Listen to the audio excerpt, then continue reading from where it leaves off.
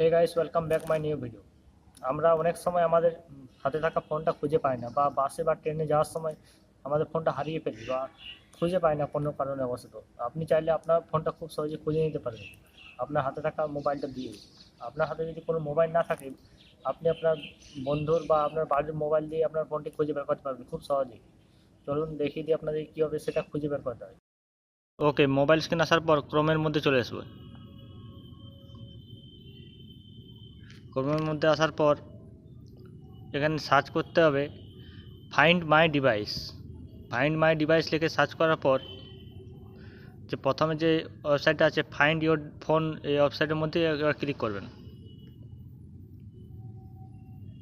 Click করার পর দেখুন এখানে আমার জিমেলের মাধ্যমে যে ফোনটা লগ ইন আছে, আমার একটাই ডিভাইস লগ ইন আছে বলে একটাই শো করছে।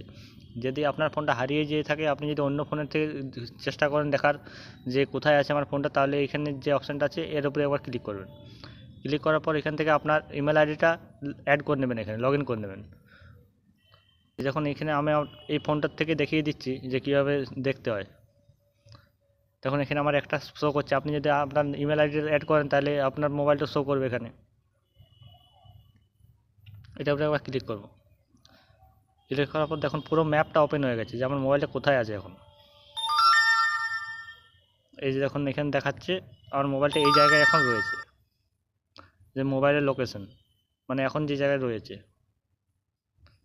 এভাবে আপনারাও আপনার মোবাইলটা খুব সহজেই খুঁজে নিতে পারবেন যদি পড়ে যায় বা হারিয়ে যেয়ে থাকে।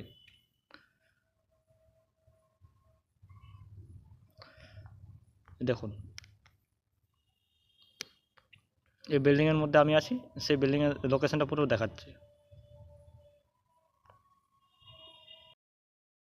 ভিডিওটি ভালো লাগলে অবশ্যই ভিডিওটি একটা লাইক করে চ্যানেল সাবস্ক্রাইব করে রাখবেন। আর যদি ফেসবুক থেকে ভিডিওটা দেখে থাকেন তাহলে অবশ্যই পেজটি ফলো করে রাখবেন।